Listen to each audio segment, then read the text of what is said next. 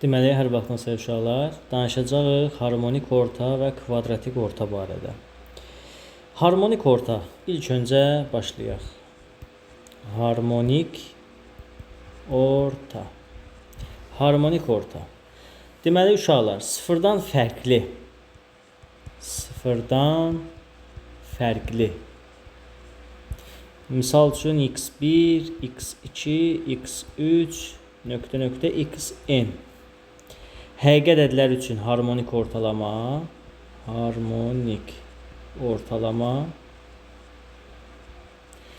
düsturu bu formadadır uşaqlar. Ən sonuncu ədəd, misal n, 1 bölünsün x1 plus 1 bölünsün x2 plus 1 bölünsün xn şəklində verilir. İndi daha qısasını deyəcəm. Bu şəkildə verilir. Bu qaydaya əsasən, uşaqlar, bizdə məsəl üçün istənilən, belə deyək də, A və B ədədlər olsun. Təbii ki, sıfırdan fərqli iki həqiqi ədəd. Bu zaman iki ədədin harmonik ortası olacaq 2 vurulsun A, B bölünsün A plus B. Düsturumuz bu qaydada olacaq. Verilən ədədlərin iki mislinin cəminə nisbəti, belə deyək də. Məsələn, verib ki, 7 və 4 ədədi bizə verilib.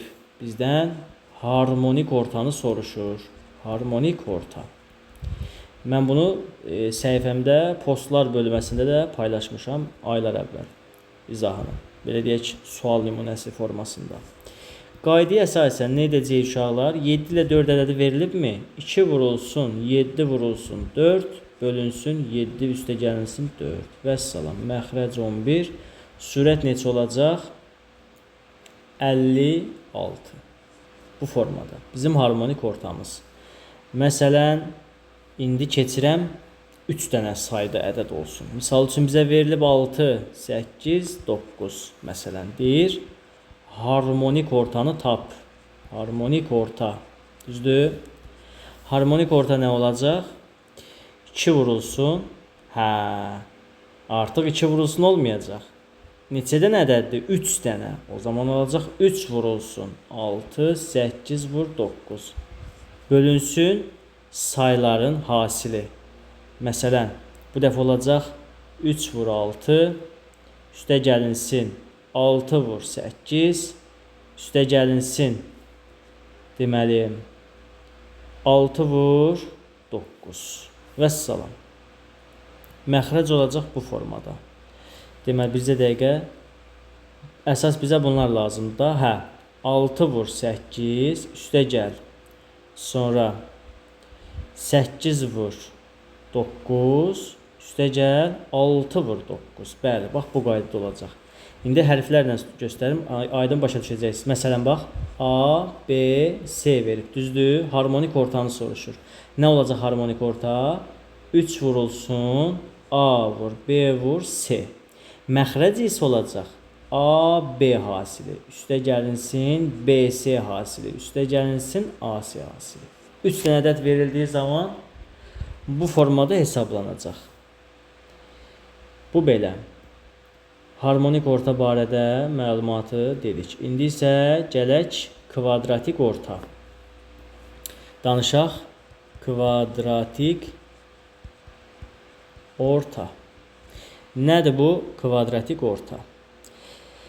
Yenə verilən x1, x2, xn həqiqi ədədlərin kvadratik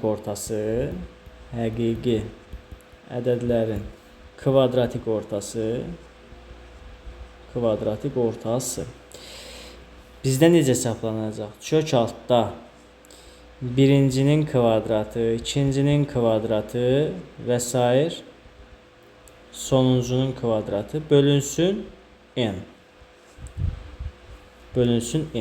Məsələn, Bu şərtə əsasən bizə verilən A və B iki həqiqi ədədlərin kvadratik ortalaması nə olacaq? Bizə deyir kvadratik ortasını tap. Kvadratik ortanı tap. Düzdür? Necə tapacağıq? Kök altda. Məxrəc nə olacaq? Say olaraq neçə dənədir uşaqlar? 2 dənə. Düzdür? Yazdım 2-ni məxrəcə. Və bunların kvadratı cəmi. Vəssalam. Bu bizə kvadratik ortanı verəcək. Bu nisbətən rahatdır. Məsələn, bizə verirlər A, B, C 3 dənə ədəd, hə? A, B, C. Deyər kvadratik ortanı tap. Ortanı tap. Nə edərik? Yenə kök altda. Artıq neçə dənədir? 3 dənə. Məxrəcə atdım 3-ü. Surət nə olacaq bəs? Birincinin kvadratı plus ikincinin kvadratı plus üçüncünün kvadratı. Misal bir nümunə yazaq da. Məsələn 7 və 8. Düzdür? 7 və 8-in kvadratik ortasını tap. Nə edərəm? Say olaraq neçə dənədir uşaqlar? 2 dənə. Düzdür? Surətə nə yazmalıyam? 7-nin kvadratı plus 8-in kvadratı. Nəticə nə olacaqsa, o bizim kvadratik ortamız olacaq. Həmçinin 3 dənə ədəd üçün götürərəm. Biraz kiçik götürək. 2, 3, 4. Deyərəm ki, kvadratik ortanı tap. Düzdür? Nə edərik? Neçə dənədir? 3 dənə. O zaman kök altda 3 məxrəcdə olacaq. Sürət isə olacaq 2-nin kvadratı plus 3-ün kvadratı plus 4-ün kvadratı. Kök altdan alacağımız cavab olacaq kvadratik orta. Belə dəyərli şagirdlər, zəhmət olmasa bəyənib abunə olmağı unutmayın. Hələlik.